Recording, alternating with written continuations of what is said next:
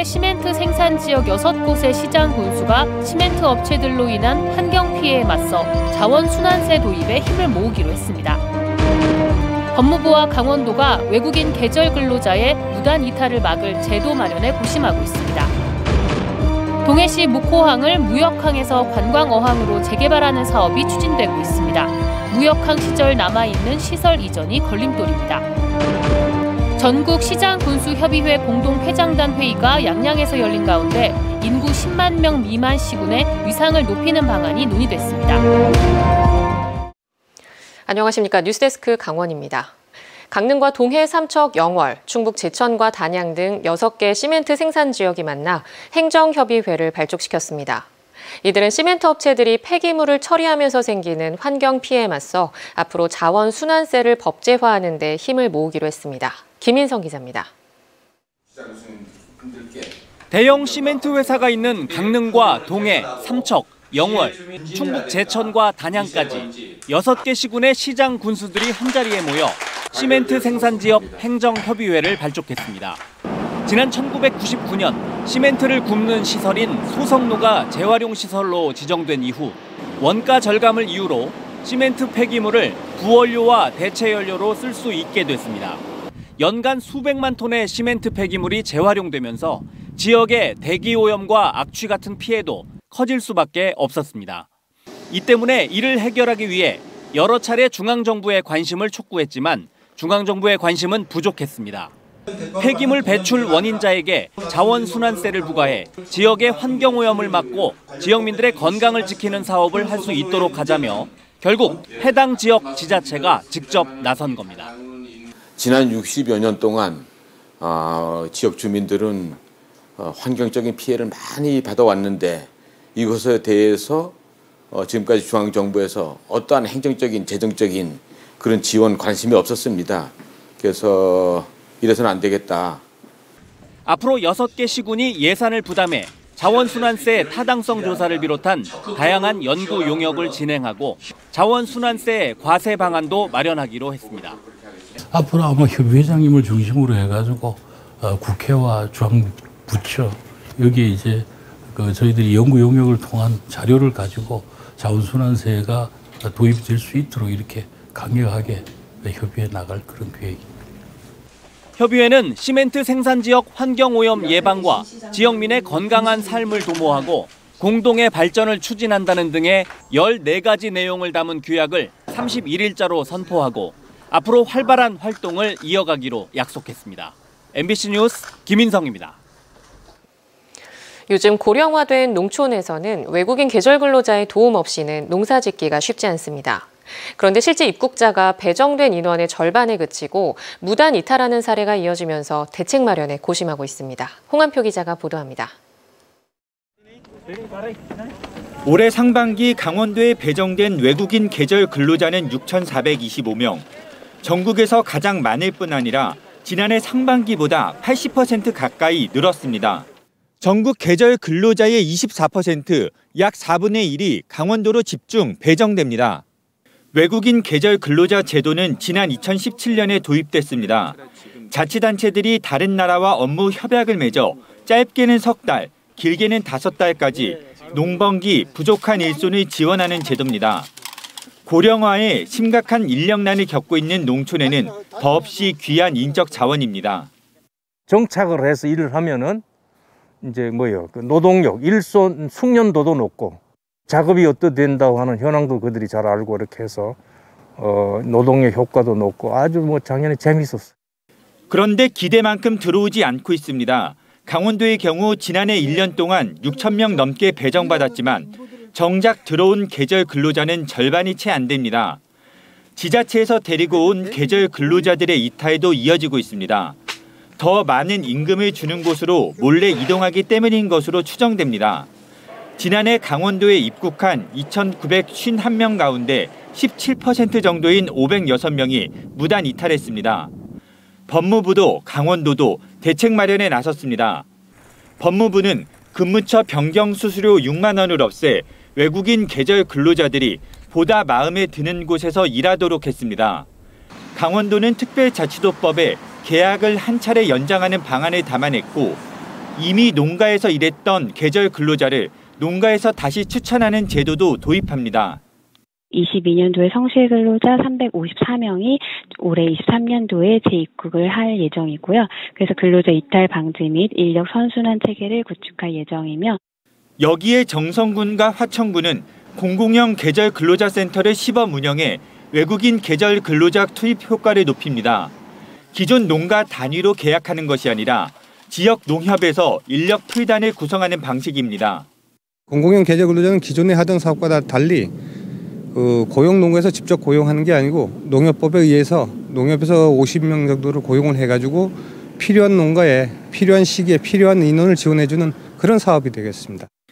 농촌 일손 부족 문제를 해결하는 데 긍정적인 효과를 나타낸 외국인 계절 근로자 제도. 하지만 관리 감독의 한계로 곳곳에서 부작용이 나타났습니다. 새롭게 도입한 제도가 즉각적인 효과를 보일지 지켜볼 일입니다. MBC 뉴스 홍한피입니다. 전국시장군수협의회 공동회장단 회의가 오늘 양양 설해원에서 열렸습니다. 협의회는 인구 10만 명 미만 시군 부단체장을 3급으로 임명할 수 있는 방안을 행안부에 적극 건의하기로 하고 지역별 고향사랑 기부제의 답례품 종류와 기부 실적 등을 공유했습니다. 또 협의회 안에 탄소중립분과위원회를 만들어 지방기후위기 적응 대책을 마련하고 중앙정부에 건의할 의제를 발굴하기로 뜻을 모았습니다. 어제 오전 9시 56분쯤 강릉시 임당동 사거리에서 발생한 차량 충돌 사고와 관련해 경찰이 국립과학수사연구원에 사고 차량 감정을 의뢰했습니다.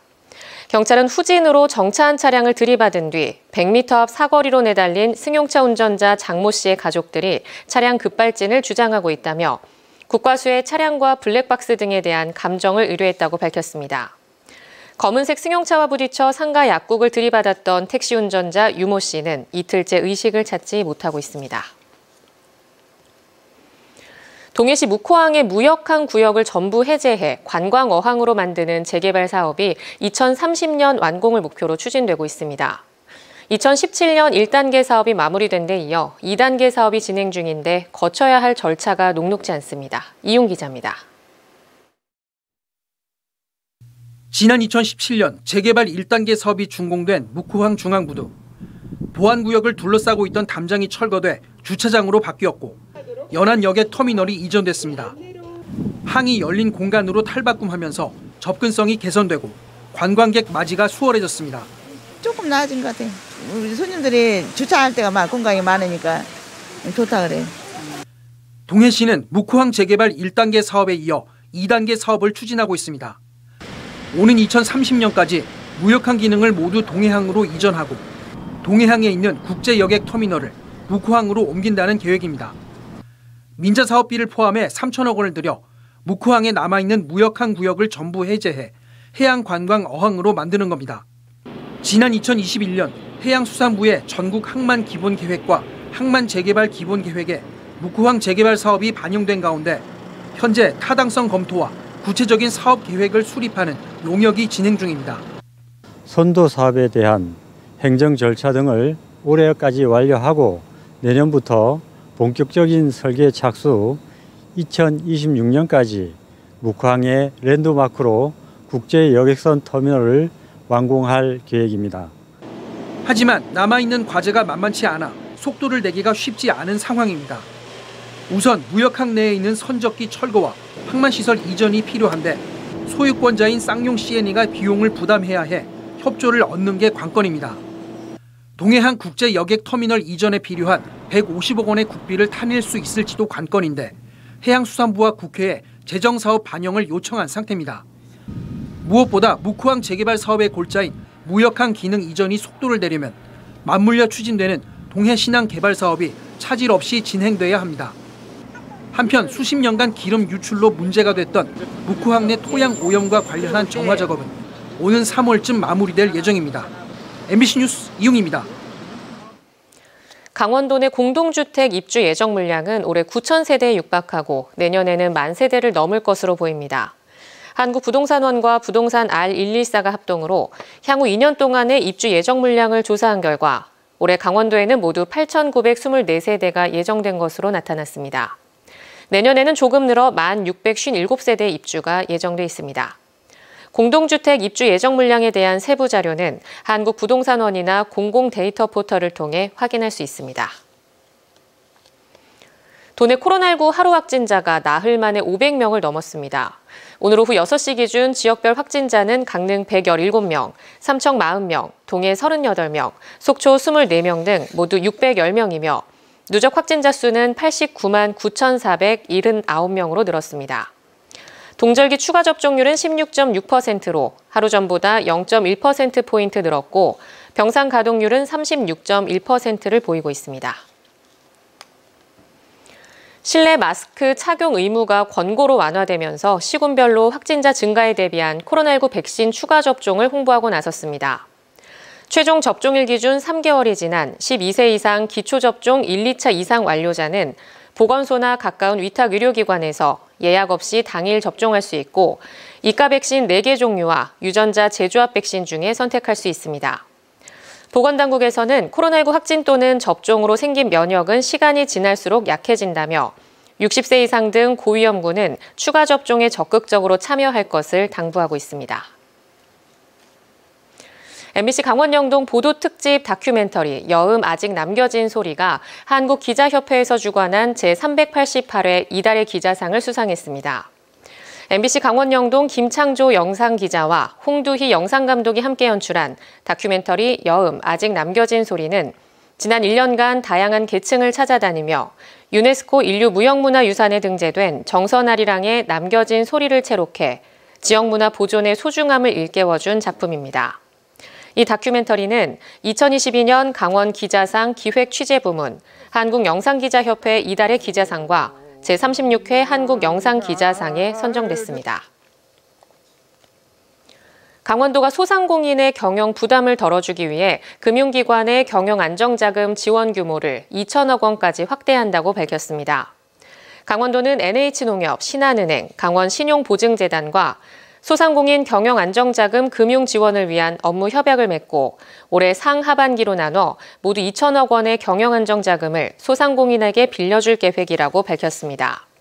대출 규모는 업체 한 곳당 5천만 원이며 2년간 2%의 이자 등도 함께 지원됩니다. 강원도가 한우 품질 고급화 등 올해 축산 분야에 561억 원을 투입합니다. 강원도는 축산물 가격 하락과 사료비 인상 등 축산 농가에 어려움이 있다며 농가 경영 안정을 위해 올해 46개 시책을 추진합니다.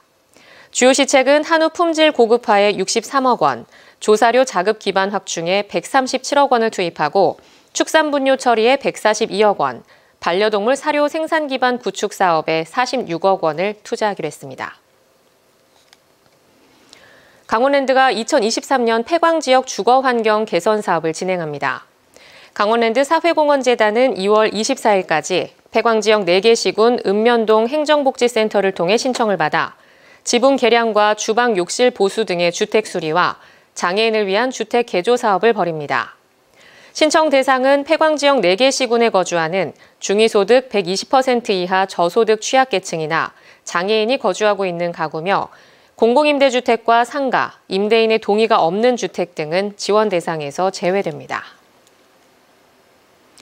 동해안 지역에 건조특보가 내려진 가운데 동해시 심곡동 야산에서 불이 났습니다. 오늘 오전 11시 49분쯤 동해시 심곡동 야산에서 불이 나 산림 200제곱미터를 태우고 40여 분 만에 꺼졌습니다. 인명피해는 없었으며 산림당국은 정확한 화재 원인을 조사하고 있습니다. 강원뉴스 마칩니다. 시청해주신 여러분 고맙습니다.